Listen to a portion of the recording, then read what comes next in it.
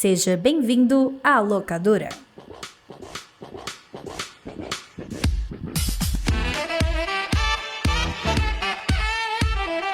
Silêncio no tribunal e bem-vindos à locadora do Nicolas, a investigação ordenada e sazonal do audiovisual internacional. Eu sou o jurado 007, JP Martins, e hoje eu estou aqui para julgar você que não assistiu este filme chamado...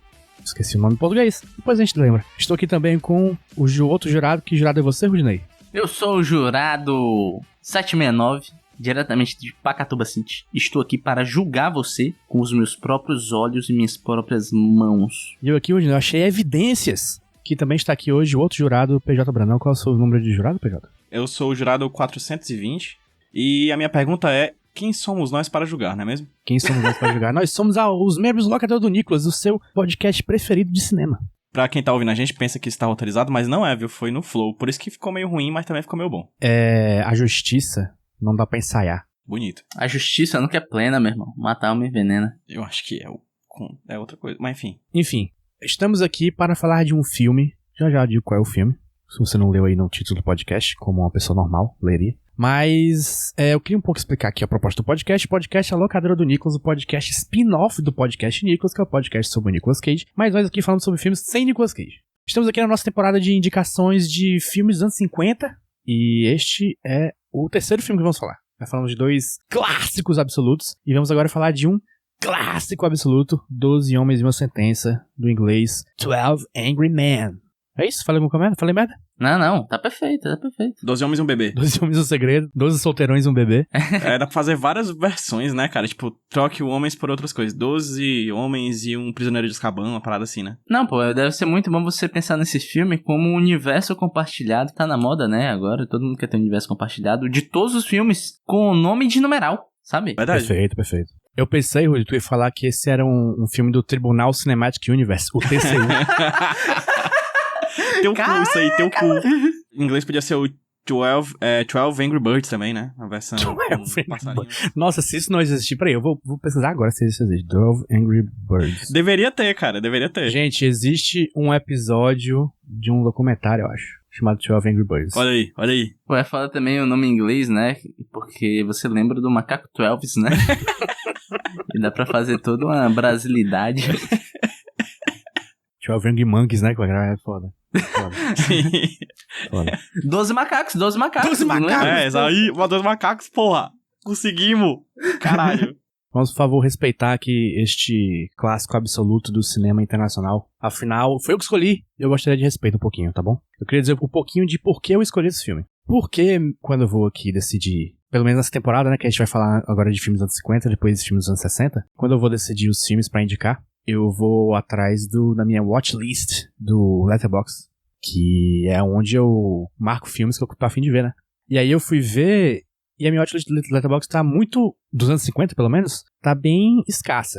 Ele tinha 4 filmes. E aí, era esse, um filme que parece meio ruim, de ficção científica, que eu não tava a fim de ver agora não. E 2 do Kurosawa. Só que aí eu pensei, Kurosawa é foda. Só que já ficava falando de filme japonês aqui antes. Eu pensei, não, vamos variar. Se bem que a gente podia não variar também, porque só fala de filme americano pra caralho. Então, foda-se. Mas, enfim, resolvi escolher o 12 Homens e uma Sentença pra ser legal. Eu não tenho nenhuma história pregressa com ele, mas o Rudinei tem, né, Rudinei? Você já tinha visto esse filme? Eu já tinha visto esse filme. É engraçado a primeira vez que eu vi esse filme, porque eu estava procurando outro filme. Eu estava procurando Os 12 Condenados. Meu Deus. É um filme com Charles Bronson. Spin-off, né? Spin-off. Acho que pois é. Eu acho que são os 12 Condenados, se eu não me engano. Os 12 é alguma coisa. É isso mesmo. Ou em Portugal, 12 Indomáveis Patifes. Porra, muito... Que é muito melhor. Muito melhor. E eu lembro, cara, que eu baixei o filme errado. Boa. Gostei de eu fui ver. esperando Os 12 Condenados e veio 12 Homens e uma Sentença. E veja só que surpresa minha, que eu achei esse filme um filmaço. Na época eu fiquei apaixonado. Eu lembro que eu gravei até um Iradex podcast. O Gabs, né? O conceito Gabs, o homem que se desmaterializou, gerou apenas um conceito. Que é isso, cara? O cara tá aí ainda. Me chamou para gravar e a gente gravou, né? E é isso. Reassistir hoje foi uma experiência que eu quero falar mais um pouco depois. Top. E tu, já conhecia esse filme? Já tinha visto? Já queria ver? Como é que é? Eu tinha ouvido falar, né? Ele é um classicão, né? Muita gente fala dele, é meio que uma referência pra muita gente. Tá na lista de melhores filmes de todos os tempos do Robert Eggers, né? Que era um dos grandes críticos de cinema. Robert Eggers? Não é Robert Eggers, não? É, né? Acho que o nome dele é Robert Eggers. Roger Ebert. Robert Eggers é o diretor da Bruxa, do Farol. Verdade. Que deve gostar também, porque fez filme preto e branco. Tudo do mesmo gênero. Exatamente, é o Preto e Branco Cinematic Universe. Isso.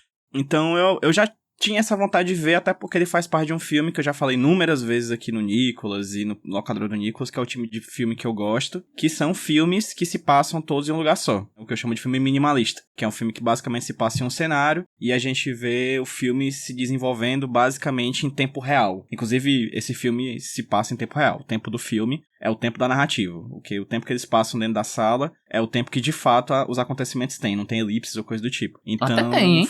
Tem no começo e no final. Não, no começo e meu no final, também tem.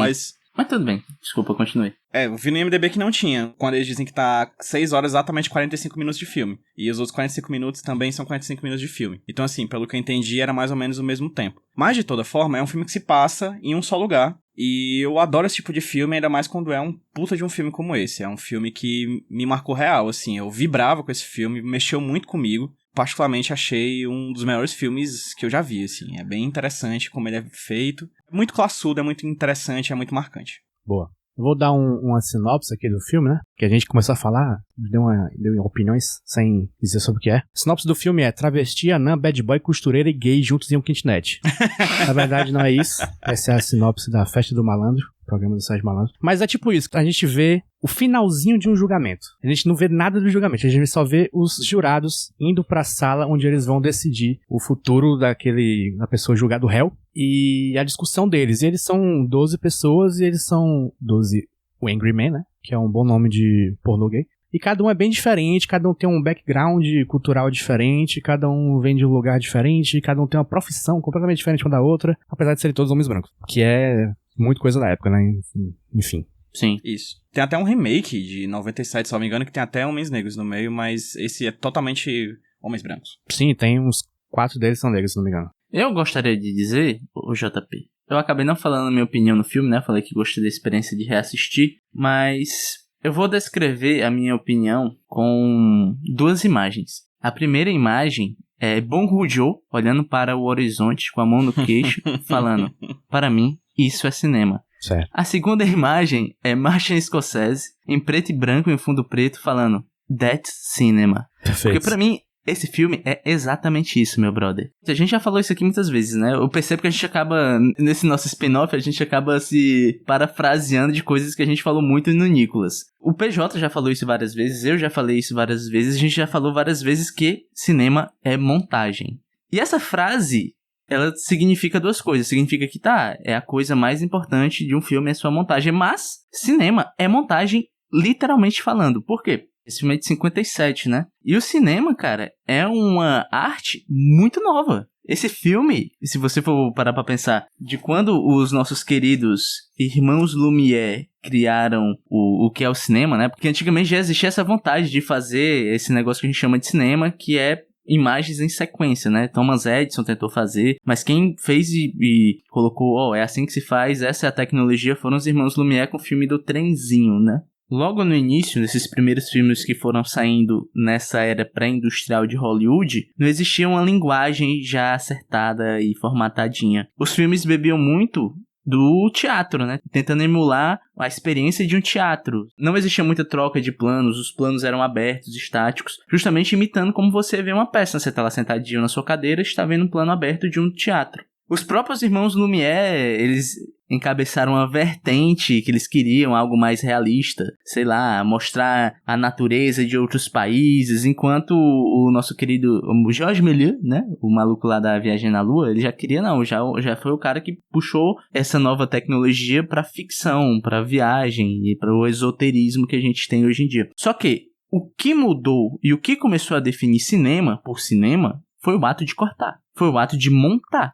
É a partir do momento que você corta, você pega a cena A, cena B e junta elas duas para passar uma informação C, que começou a se ter o que a gente entende como cinema, né? A linguagem começou a se formar justamente com a montagem. Por isso que cinema e montagem, não é só dizendo que a coisa mais importante, é que o nascimento da linguagem cinematográfica vem do ato de montar. E por que eu tô falando tudo isso? Porque a história desse filme, pra mim, ela poderia dar um bom podcast, uma boa música, uma boa peça de teatro, um bom quadrinho, poderia dar qualquer coisa. Mas o jeito que ela foi contada aqui nesse filme é impactante porque é usado todos os recursos que um filme pode usar para te passar informação. E a montagem, pra mim, é o cerne desse filme. É um filme que, nem o PJ falou, que se passa em 1 ou 2 ambientes, porque tem um banheiro, mas são 12 pessoas sentadas ao redor de uma mesa conversando, que ele se move, cara, com a fluidez de, sei lá, bicho, Velozes e Furiosos, sabe? Não consegue ter essa fluidez com carros voando. Não consegue ser um filme dinâmico e impactante com o Dominique Toretto montado em cima de um foguete dando uma volta na Terra. É por isso que eu quis falar isso, porque pra mim esse filme é isso. Esse filme é pegar uma história e contar ela no cinema e potencializar ao máximo usando todas as ferramentas que o cinema tem. O Rudy falou que essa história podia ser uma boa peça, boa não sei o que, não sei o que. Tanto que esse filme já foi adaptado pra teatro milhões de vezes, e a primeira versão dele não é esse filme, né? É uma peça filmada, né, na TV. É muito história de teatro pra mim. Apesar de ele ser filmado de um jeito bem espetacular, assim. Porque é um filme que ele tem um mise-en-scène muito limitado, né? Tem poucos espaços. Mesmo a sala onde se passa grande parte do filme é muito pequena. Também senti nessa vibe, Jota, de que dialoga bastante com a lógica do teatro, mas a coisa da montagem é super interessante, porque como eu falei, o sentimento que a gente tem quando vê o filme, mais ou menos assim, é que o tempo real é igual ao tempo de narrativa, sendo que o filme, na verdade, demorou 21 dias pra ser gravado. E é super interessante ver essa curiosidade. Como ele demorou tempo, como ele demorou quase um mês pra fazer um filme de 1h30, que supostamente sugere-se que se passa durante 1h30 de conversa. Como o Rudy muito bem falou, o cinema é essa ilusão do corte, né? De colocar uma cena depois da outra. E é interessante essa lógica da conversa em tempo real e de 12 homens dialogando e discutindo por muitas vezes entre si, porque, no fim das contas, o que a gente tá vendo nesse filme, de pouco mais de 1h30, é um grande cabo de guerra sobre a vida e a morte de um jovem de 18 anos, que é o julgado, que a gente vê ele durante poucos segundos de tela. Na verdade, só no comecinho do filme, como o JP muito bem falou, o filme ele termina, ele começa com o fim da parte do tribunal e passa para a parte dos jurados do júri popular discutindo sobre a questão. E a gente vê o rapaz durante poucos segundinhos de tela. Ele passa a ser, na verdade, ele nem morre ainda, né, nessa cena, mas na verdade ele começa a ser um fantasma, né? Ele tá ali orbitando aqueles 12 homens e tirando daqueles 12 homens diversos tipos de pensamento que dialogam diretamente com o que tá no nome do filme em inglês, que eu acho que é um filme que trata de masculinidades, né? 12 homens diferentes discutindo essa masculinidade entre eles, né, e debatendo-se, brigando e discutindo, enfim. É um filme que trata de várias questões, né, um filme muito amplo, na verdade. Eu acho que se a gente ver 1000 vezes, a gente vai achar 1000 questões diferentes. É um filme muito bem montado, muito bem escrito, com atuações muito boas. Eu acho que a gente pode falar um pouco mais sobre isso depois. Mas também que trata dessas questões das masculinidades, e não só de 12 masculinidades, mas também de 13, por que não? Porque coloca também o jovem em questão. Tu acha que o filme como um todo trata de masculinidade, assim? Não percebi isso como um tema do filme todo, assim, mas mais de um aspecto daquele um personagem específico, né? Eu senti, cara, da seguinte maneira, que são diferentes tipos de masculinidade. Tem a masculinidade trabalhadora, a masculinidade velha, a masculinidade jovem, a masculinidade que foge um pouco do padrão com o número 2, né, que inclusive parece muito com o Zagalo. Vocês acharam ele parecido com o Zagalo? Eu achei ele muito parecido com o Zagalo. Parece, sim, cara. Parece pra caralho o Zagalo. E aí, eu acho que essas 12 masculinidades brigando entre si, discutindo entre si, tentando se entender e tentando, nesse entendimento, se colocar uma sobre a outra. Eu achei um filme que trata muito disso, né? Sobre essa raiva que faz parte da masculinidade, sobre esses diferentes tipos de masculinidade em jogo. Porque eles falam muito disso. Inclusive, falam de mulheres também, falam da idade, né? A cena que mais me destrói é uma que envolve, inclusive, o mais velho deles, quando ele tá falando sobre outro personagem velho, que é uma das testemunhas. Então, pra mim, particularmente, pareceu muito um filme que eram 12 signos da masculinidade discutindo entre si pra tentar achar, no final, um ponto em comum que parecia tão difícil pra eles no começo do filme. Eu não sei se eu concordo muito contigo, PJ, mas eu acho que isso é sim um dos elementos do filme. Eu não consigo ver como central, mas eu acho que é sim um dos elementos. E é um dos elementos que eu gosto. Mas eu queria voltar só um pouquinho pra falar nessa primeira cena de como ela é muito inteligente, que nem vocês falaram. É o final da parte de discussão do tribunal e é o momento onde os jurados vão tentar entrar em um consenso pra dar a sua sentença. A dinâmica lá é que tem que ser unanimidade, seja pra condenar, seja pra absolver, tem que ser unanimidade, senão eles vão desfazer o jurado, chamar outros e começar outra discussão. Basicamente isso. Não sei como é isso nos Estados Unidos, mas não importa. Mas eu acho muito interessante a gente não ver o tribunal, a gente só vê a cara do réu, porque é muito o que falta para aquelas 12 pessoas que estão conversando. Em nenhum momento eles param para pensar que ali há uma pessoa sendo julgada. E é meio que como a gente encara o processo como um todo, né? Sei lá, tá em alta até hoje em dia o true crime, né? Então, as pessoas, eu creio que consomem esse tipo de coisa, tá no mainstream, estão mais habituadas com essa questão de tribunal, de julgamento, etc. Mas existe um ponto central que eu até sinto que falta na maioria desses podcasts, que é entender uma pessoa processada, um réu, não como um réu, não como uma figura jurídica, não como um personagem, não como um arquétipo, sim como uma pessoa. Esse filme faz muito isso, porque se você for prestar atenção, no final das contas, o tribunal não importa tanto. O que importa é aquela pessoa. E eu acho muito legal como é filmada essa cena, porque você vê ele por poucos segundos e você vê todos os jurados encarando ele. E como ele é mostrado pra gente, é tipo meio que de baixo pra cima, como se todas aquelas 12 pessoas estivessem acima dele, que é meio que o discurso do filme. A vida desse rapaz está sob o julgo desses 12 homens que vão olhar pra ele por cima, vão julgar toda a sua vida pregressa e decidir se ele vive ou morre. Então eu acho muito legal como o filme mostra isso e como ele vai te dando esses elementos a partir da discussão. Porque um dos pontos que existe no filme é que os caras não estavam nem aí pro que foi falado, né? Então também faz sentido a gente não ver nada, porque tecnicamente eles também não pararam pra ver nada, eles também não pararam pra prestar atenção em nada. É tanto que é usado um recurso que é meio brega hoje em dia, que é aquele lance das imagens ficarem justapostas, né? É meio brega, mas eu acho que faz tanto sentido pra esse filme a imagem do réu se mesclar com a cena que são os 12 homens entrando pra ser julgado. Eu acho que faz tanto sentido e casa muito bem com que esse filme, que é a vida dessa pessoa está na mão dessas 12 pessoas aqui dentro dessa sala. O futuro desse cidadão, dessa pessoa aqui, vai ser decidida nessa salinha aqui, pequenininha. Então é por isso que eu tô justapondo a imagem de um sobre o outro. Inclusive, Rudy, essa cena deles entrando na salinha do júri é muito fascinante. Outra coisa que eu sempre gosto de falar é que eu sou muito fã de plano sequência. E essa sequência deles entrando, um colocando lá o paletó no guarda-roupa lá que eles têm, bebendo água, indo ao banheiro, voltando.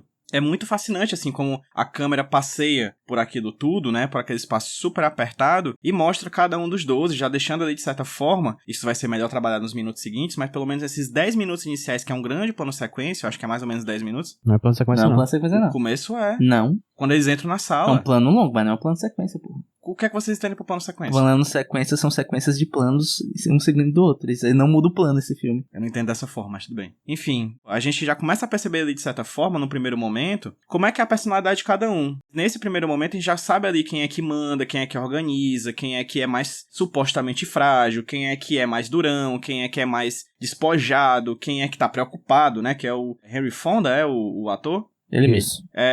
Que ele, inclusive, é produtor do filme, né? Então, a gente tem ali ele já meio preocupado. Então, você começa a perceber que parece que vai ser muito fácil, né? Porque você tem 11 pessoas que acreditam que ele realmente é culpado. E como você falou, as pessoas costumam ver o réu como alguém que não é gente. Inclusive, nesse momento inicial, o próprio juiz lá do tribunal tá meio com preguiça, com sono, sei lá, denota meio que é um caso meio banal, que meio que todo mundo já tá sabendo que ele vai ser culpado mesmo, então tá tudo bem. Esse já é o sentimento que as pessoas adentram naquela sala, menos o personagem do Henry Fonda, que é o único voto contrário que vai fazer tudo mudar no decorrer do filme. E é legal isso, o PJ, né? Você falar das personalidades deles e que esses primeiros minutos do filme são dedicados a estabelecer quem são cada uma dessas pessoas, quais são os pontos que eles vão debater durante todo o filme, que tem um momento que eles fazem tipo um recap, né? Que é muito legal você pensar nesse filme enquanto estrutura, de como cada elementozinho vai sendo colocado ali pra ser usado lá na frente. Tem um lance da regra do copo d'água, né?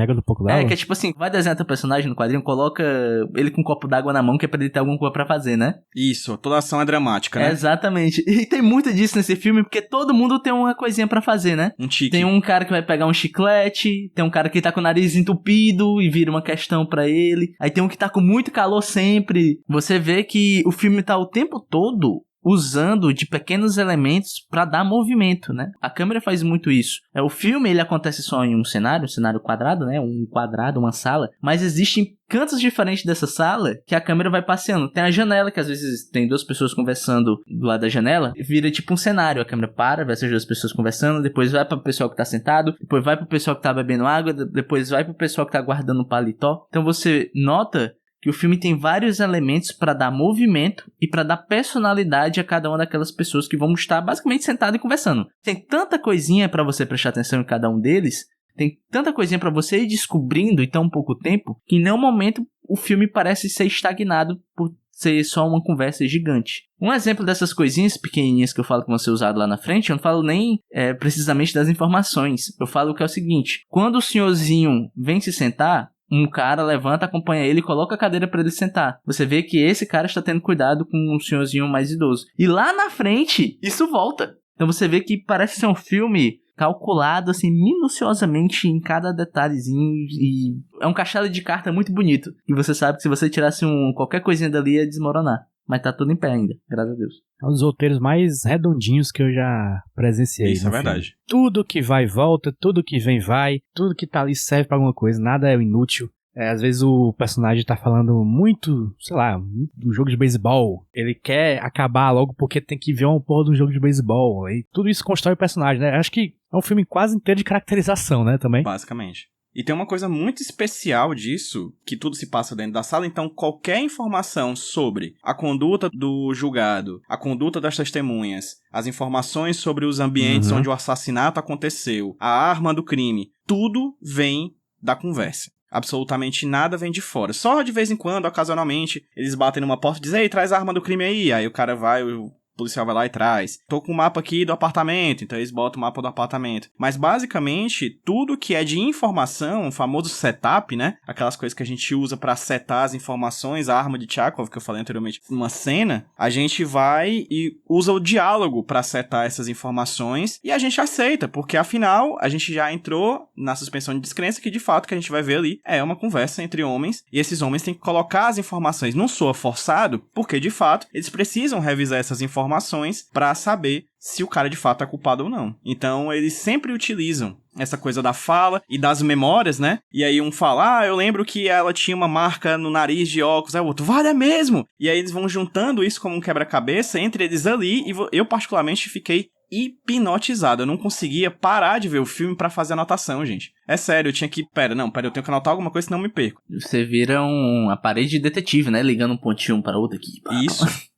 Só que o espectador desse filme vira um detetive com informações que vêm não de primeira mão, mas de segunda, terceira, quarta, quinta mão, né? Exato. Assim, porque não é um filme de detetive, né? Mas a gente fica tentando adivinhar se ele é inocente ou não, se ele é culpado. Que é uma coisa que no final não interessa, né? Não importa a inocência ou não do réu, mas sim a gente acompanhar o processo das pessoas decidirem se aquele cara é inocente ou não. Uhum. Você falou uma coisa, Jota, eu complemento rapidinho. Você falou que não é um filme de detetive, mas é um filme de um técnico de futebol, de um fã de beisebol, de um relojoeiro, de um senhor idoso, de um contador, de um publicitário querendo ser detetive, né? Tentando ser detetive. Eles não são detetives, mas são pessoas comuns, como costumam ser júris populares, mas são pessoas comuns tentando fechar um quebra-cabeça. E quebrando a cabeça de fato, assim, pra fazer um quebra-cabeça. Uhum. Vamos falar um pouco mais sobre os personagens?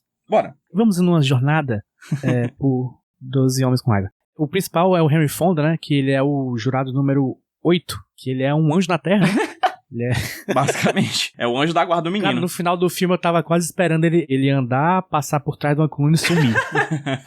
Esse era o plot twist do filme. Ele é o único, né, cara? E que sustenta a ideia de que, porra, é uma pessoa ali, gente. A gente não pode... ser humano. É o único cara que pensa que decidir a vida ou a morte de uma pessoa não é algo banal. Que é uma doideira, mas também é real. Uhum. Ele é o único cara que foge da mentalidade de... Como é que ele chama? Punitivista. É aquele tipo mob mentality. Ah, sim. Sim, entendi.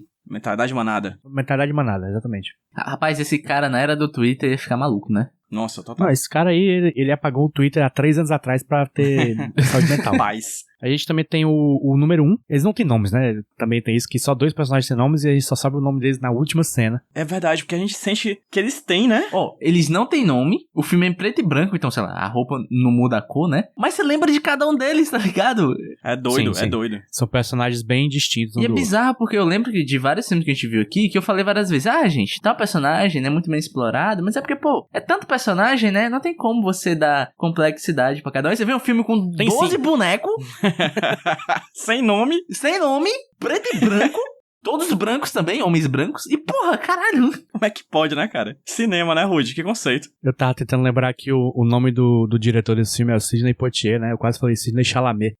É não. É isso, não é? É Lumet, eu acho. Sidney Lumet. Acho que Sidney Poitier é um ator. O Sidney Lumet chegou lá e falou, é possível sim. O escritor, o Reginald Rose, chegou lá e falou, eu consigo. Toca pro pai. Desenvolveu 12 personagens. Assim, tem um ou outro que é um pouquinho menos, mas é quase tudo equivalente, os caras. Falar um pouquinho mais dos outros, né? O número 1, ele é o... Mediador. Ele não é diferente dos outros caras, ele tá na mesma posição, só que ele tem uma acho que é uma posição dada pelo tribunal de que ele é o cara que vai organizar direitinho tudo, né? Ele é técnico, né? De futebol de criança, de criança, de adolescente, e ele é um cara bem neutro. O número 2 é o Zagallo, né? Que é um cara meio bunda mole. É, vozinha fina, Aparentemente. mais tranquilinho.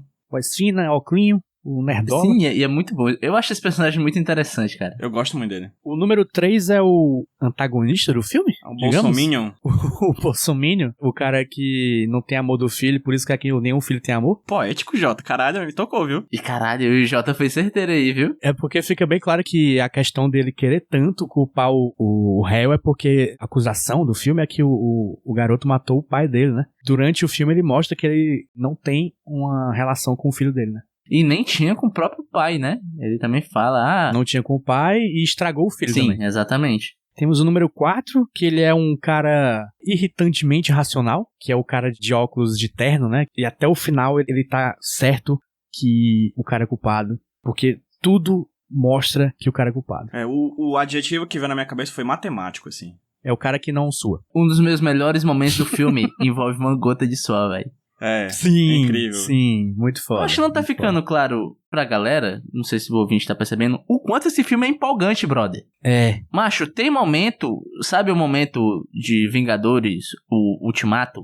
Que o Capitão América pega o martelo do Thor? Você que está me escutando, que viu isso no cinema, tem um momento desse nesse filme. bicho, eu consigo contar 3. Eu reassistindo, teve uns 3 momentos, eu levantei da minha cadeira, bati palma, tá ligado? Caralho! Porra! Eu me senti no jogo do Fortaleza, no Castelão, que você grita, abraça o cara que tá do lado, tá ligado? Que, derruba cerveja em ti, né, cara? Sério, é impressionante, 12 bonecos conversando, ser tão empolgante do jeito que é, tá ligado?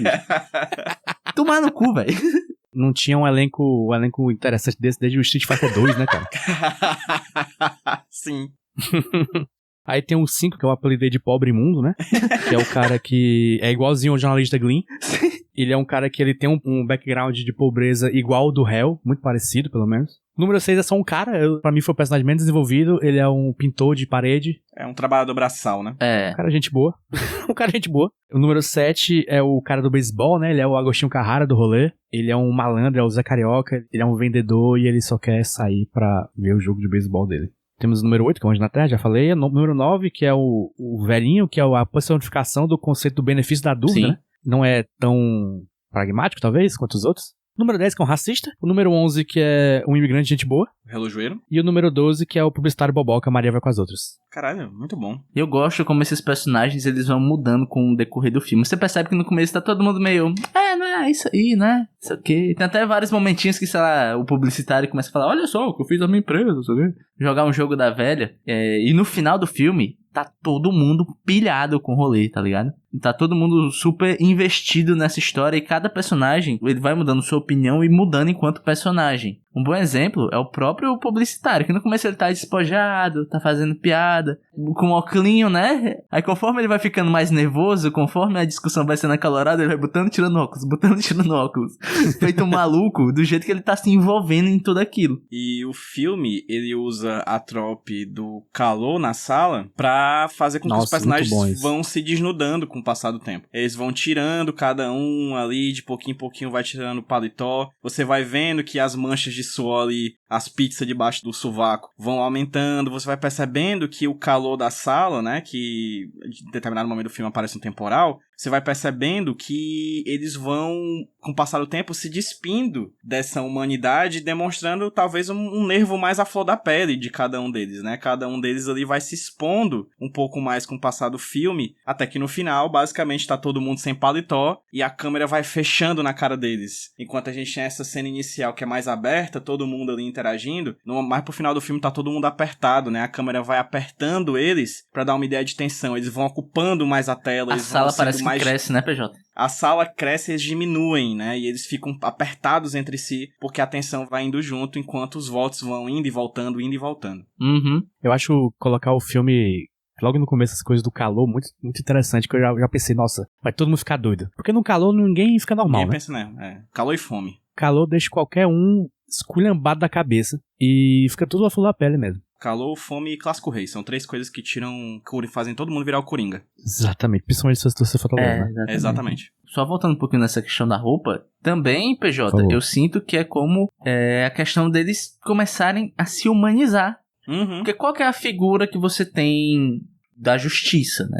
Do advogado, do juiz. O advogado é o terninho, a gravatinha, né? O juiz já é aquela roupa pomposa. Ou seja, há uma regra de formalidade, uma coisa meio fria. Mas o filme também brinca com essa certa lógica dessa formalidade fria e neutra e racional, né? Tipo, o personagem que é a racionalidade mais aflorada de todos eles é o cara que estava todo tempo com um terno que não se despe, né? E no momento que eles começam a tirar essa indumentária tradicional que vem acompanhada da justiça, é o momento que eles começam a se aproximar mais da figura humana. É o momento em que o réu deixa de ser essa figura abstrata do réu e passa a ser um ser humano. É justamente o momento onde cada um desses homens começam a enxergar aquela pessoa, como um próximo. Não apenas como um bandido, como um assassino, e sim como uma pessoa, como um indivíduo. É justamente quando eles começam a tirar essa indumentária tradicional de que vem acompanhada do o que é a justiça, sabe?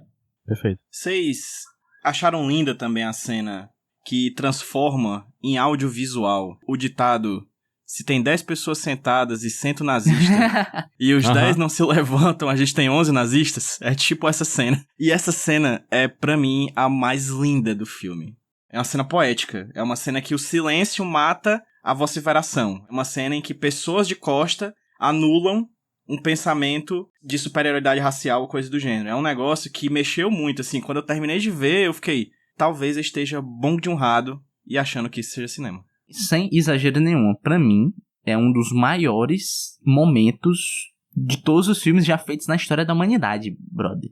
Não falo nada contra essa sua afirmação. Porque, bicho, nada contra. O jeito que isso é forte e o jeito que isso é bonito de se ver, né? E você vê o racista, do jeito que ele vai se encolhendo perante os outros que vão ignorando ele, é tanto que ele fica no cantinho esquecido da sala e não fala mais nada, do jeito que ele é apequenado dentro dessa cena. É muito forte, bicho, é muito bonito, sabe? Quando alguém para de dar palco pra maluco, né? Sim. A esse ponto do filme, que tem o discurso, que o cara começa a fazer um discurso xenofóbico e racista, né? Que tem gente que interpreta como apenas de classe social, que é uma burrice. Quando ele começa a fazer esse discurso, o filme ainda não tá num ponto que tá todo mundo concordando. Tem uma galera discordando de geral, assim, tá metade. Mas todo mundo faz questão de ou se levantar ou só dar as costas. Só fica um cara ouvindo. Quando o cara que tá fazendo discurso, ele meio que, gente, você não concorda comigo e tal? Se o último cara fala, agora senta aí e não fala mais nada. E aí isso acontece, o cara não fala mais nenhuma palavra o resto do filme inteiro. Essa parte que ele fala, agora senta e não fala mais nada, é muito foda. Inclusive, eu queria puxar um assunto que eu descobri hoje sobre este filme e sobre redes sociais. Olha aí. Caralho. Eu tô lendo um tweet em inglês. Alguém subiu o filme 12 Homens e uma Sentença em pedaços no TikTok e aparentemente esse é o filme clássico que os adolescentes estão completamente envolvidos. E aí tem prints, né? A galera, tipo, agora eu tenho que procurar o resto. Aí, me fez esperar 24 horas, próxima parte agora, por favor. Esse filme é muito bom, eu quero mais. Muito Meu foda, Deus! muito foda. Caramba, bicho. Só uma coisinha, eu não queria puxar muito disso, né? Porque eu sou também uma pessoa que estudou os direitos, né? O direito. O famoso Rudireito, né, porra? Roberto Rudilei. Rudilei. Porra, muito bom. Caralho, bicho. Roberto Rudilei, Advogados Associados. Foda-se, vou advogar agora. Me dê meu AB. Como é que a gente nunca pensou nessa piada depois de mais de... A arte não se apressa, né, velho? Caraca, bicho. É muito bom, cara. É um tribunal do júri, é um crimes, né? Ou seja, é a parte penal da coisa que é algo que eu não domino. E eu nem gosto muito, pra ser sincero. Apesar de, mesmo na minha ignorância, não conseguir gostar muito da ideia de tribunal do júri. E esse filme fala um pouco do porquê que eu não gosto. Porque o júri tem essa ideia de ser julgado pelos seus pares na sociedade, mas acaba virando um freak show dos advogados. O que o nosso personagem principal, o Anjo Caído na Terra, fala: gente, vamos só conversar sobre o que aconteceu e não ficar espetacularizando essa coisa, né? O júri acaba, você tira o foco do que aconteceu e julgando por outra coisa, porque vira um concurso de convencimento, sei lá. Eu recomendo você escutar a Praia dos Ossos. O melhor advogado vence. Pois é, basicamente, quem for o melhor de oratória vence, né? Sei lá. Se você for escutar, um bom exemplo disso é Praia dos Ossos. A Branca Viana faz um trabalho excelente pra mostrar Baita podcast. aquele caso lá, é maravilhoso. Mas enfim, o que eu queria falar é o seguinte: eu queria muito que a obra audiovisual que permeasse o sonho dos estudantezinhos de direito por aí fosse essa, e não as porra, sei lá, do Suits. É uma série de advogado onde é basicamente um bocado de gente branca pretensiosa querendo um ser melhor que o outro, né? E tem vários advogadinhos por aí, vários estudantezinhos de direito que pega isso como ser foda nesta profissão. Na real não é, irmão. Você só vai ser um babaca de terno que tem um vadimeco na mão. E nada mais do que isso, tá? Eu gostaria muito que esse fosse o filme que o jovem que está entrando na faculdade de Direito, todo iludido, achando que vai ficar rico. Se você for rico, você provavelmente vai. Mas se você não for, não vai não. Tivesse no seu norte do que é a representação boa de uma profissão. É esse filme e o filme lá da Argentina com Darín, que eu gostaria que o estudante de Direito tivesse como o seu norte do que é ser um bom advogadinho. Esse aqui era Breaking Bad ou Better Call Saul. Better Call Saul, aí sim. Aulas cria. Que é pra ensinar a dar golpe. O direito é um golpe. O direito é esquema de pirâmide, ô JP. É isso aí. É o seguinte, esse filme aqui tem muita coisa pra se falar. Só que eu não sou um host hábil o suficiente para falar delas. Então vamos acabar por aqui mesmo. Já tô aqui nos limites da minha A gente capacidade. falou pra caralho essa porra. Foi, Jota, você... Não se diminua, Mas ainda JP. tem muito mais pra falar. Vamos lançar o 12 Homem Cast. Pronto. Só que quem vai falar Podcast não sou eu. 12 Homens. Podcast 12 Homens, cada episódio é sobre um homem. Isso. Só que não são os 12 homens desse filme, é tipo, sei lá, o primeiro é Adão, o segundo é Aristóteles, Ronaldinho o Gaúcho. terceiro é Ronaldinho Gaúcho, o quarto é Lisca Doido. Ai, Deus. Do nada. O sexto é Jardel. O sétimo é o Homem Mau. Legal que foi direto pro futebol e não saiu mais. Pois é. Vamos para as notas. Aqui no Locador do Nicolas, a gente tem um sistema de notas único no mundo, que é o sistema de 0 a 9, que seria 10 se tivesse Nicolas Cage, mas como não tem, já tira automaticamente um ponto. Quem ouve isso pensa que a gente dá 10 pra todo filme no Nicolas, né? Inclusive. É uma enganação aqui, é só um xiste, só uma brincadeirinha. Que 0 a 9 pra 12 Homens e uma Sentença, pra mim é óbvio. Eu não vou nem perguntar pra vocês. Uhum. Gente, eu não vou perguntar pra vocês. Tá. Esse filme tem uma média 9 de nota? Esse filme tem uma média 9 de nota, porra. Esse filme tem uma média de nota? Por mim eu daria 9,1, que é um 0,1 simbólico. Mas é um 9. Mais do que isso, bicho. Esse é um dos meus filmes preferidos, bicho. Quando eu vi esse filme, eu terminei, eu falei, agora eu posso completar a minha lista do Letterboxd. Porque tem que colocar os 4 favoritos, né? Eu falei, Sim, pronto, agora sim. eu tenho, tá ligado? Quais são os outros 3, Júlio? Perfeito. A Rival, Arrival, A Chegada, Coração Valente. Rival. Rival, foda da puta. Que filme é esse? The Rival. A Rival, que porra é essa? A Rival, ah tá, baita. A Chegada, caralho. A chegada. Coração Valente. Ex Machina. Mas, próxima temporada a gente já tem um tema pensado. Talvez mude Ex Machina, que tem um negócio que eu vou fazer vocês verem comigo. E... Opa, estou interessado. 12 Homens e uma Sentença. São meus 4 filmes preferidos. Eu sou um psicopata, né? E no meu Letterboxd tem uma lista de 100 filmes favoritos. porra de... Eu não tenho memória pra isso tudo, não. Mas não botei o 12 Homens, não. Ele ainda não superou o Bob Esponja, ainda não superou... Sei lá... Os South Batutinhas. Park maior, melhor e sem cortes. Os Batutinhas, porra, South hein? Park não tá mais podendo entrar. Enfim, média 9, filme perfeito. É média 10, né, gente? Na verdade, é média 10, isso que a gente quer dizer. Filme perfeito, assistam esse filme. Ele está em lugar nenhum pra assistir, infelizmente. Você vai ter que baixar essa porra, porque o mundo não é justo, como vimos nesse Sim. filme. Mas, para esse filme ficar 10 mesmo, tinha que ter o Nicolas Cage. E onde vocês encaixariam o Nicolas Cage nesse filme? Eu encaixaria ele em fazer um filme tipo O Professor Aloprado, em que todos os personagens são interpretados pelo Nicolas Cage. Os 12 homens são o Nicolas Cage, 12 o réu é o personagens. Nicolas Cage, o juiz, e é isso. Eu vou dizer, o nosso personagem mais antagonista é o cara que tem a relação com o filho e tal.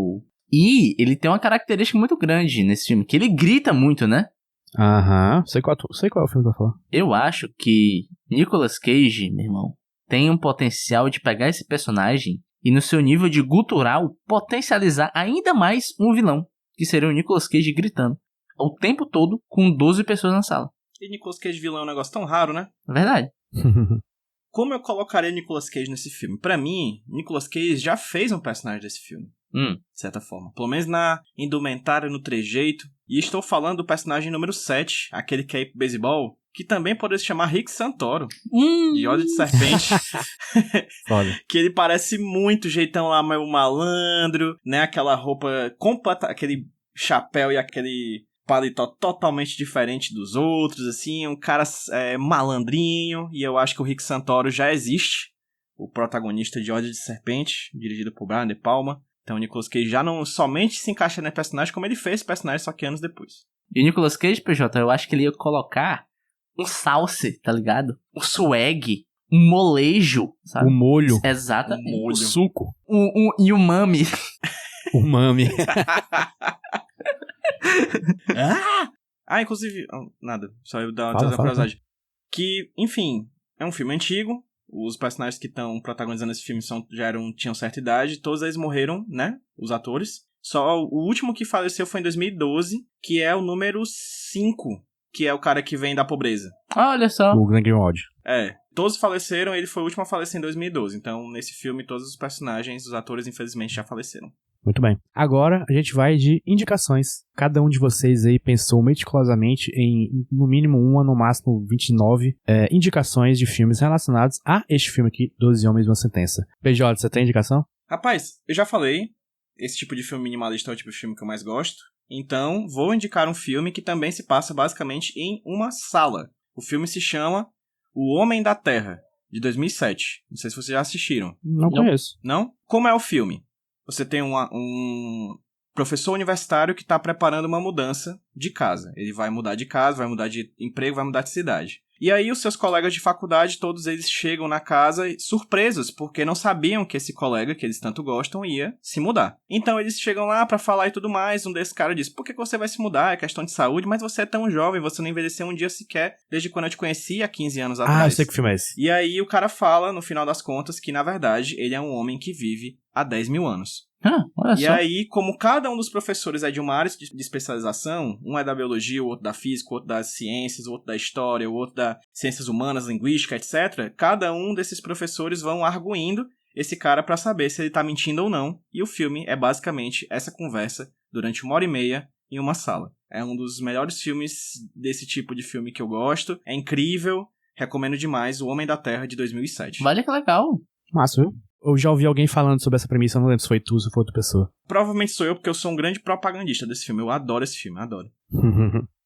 Eu tava sem indicação quase nenhuma até agora, porque eu tinha pensado nos filmes que eu achei que foi mesmo de improviso, mas não tava dando certo não. Mas eu pensei em um agora, pensando nessa coisa de pessoas num lugar específico fechado, condições térmicas desagradáveis, julgamentos, pré-julgamentos e, enfim, eu vou indicar Os Oito Odiados, filme do Tarantino de 2015. Gosto. Que eu gosto bastante. Eu não sei se é um dos preferidos do mundo, do Tarantino aí. Eu gosto muito, ele é meio que um filme de Velho Oeste num lugar só. Uhum. E ele é basicamente um remake também de O Enigma de Outro Mundo, mas eu acho que aquele filme é mais diferente. Mas, enfim, Os Oito Odiados.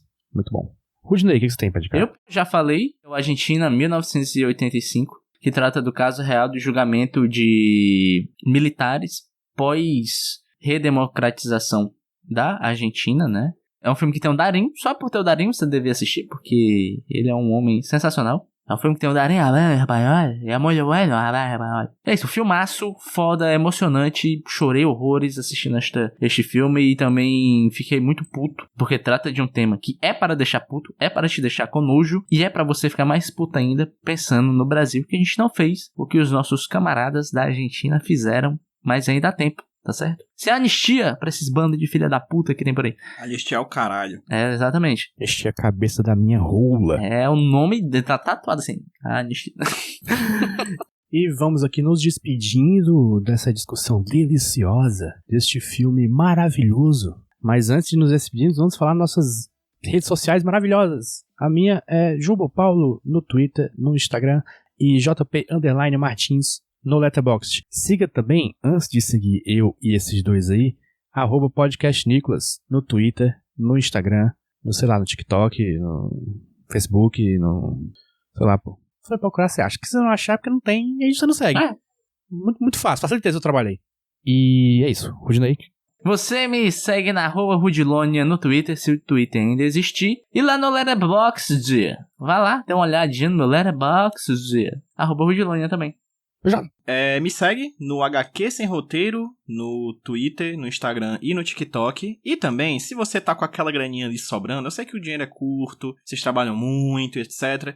Se vocês gostarem do podcast Nicolas, se vocês gostam do Locadora do Nicolas, pensa aí se não vale dar aquele famoso apoio financeiro. Todo valorzinho é válido, todo dinheiro é válido, a gente sempre utiliza isso pra poder, né, além de pagar as contas também, sempre melhorar o que a gente tá fazendo aqui com vocês. Então, jornalismo de qualidade exige recurso, e a gente não é jornalismo, mas é de qualidade. Então, apoia a gente no apoia.se/podcastnicolas, apoia.se/podcastnicolas. E PJ, qual é a próxima gravação da segunda metade desta temporada? Rapaz, é o seguinte, eu tava pensando num filme. A gente pensou em vários filmes, porque a gente indica filme, né, aqui. Um monte. Ouvi dizer que a gente faz isso, hein, cara? Não tenho certeza, não. É, cara, e a gente fala sobre filmes, né, indica e fala. E tem um tipo de filme que é um gênero nacional, né, que é filme feito no Brasil, que eu já pensei muito em assistir, que faz parte de um outro gênero, que é filme preto e branco. Que tem um outro gênero que é filme do Nordeste, que é o filme Deus e o Diabo na Terra do Sol. Porque eu quero assistir esse filme pra poder ser cult bacaninha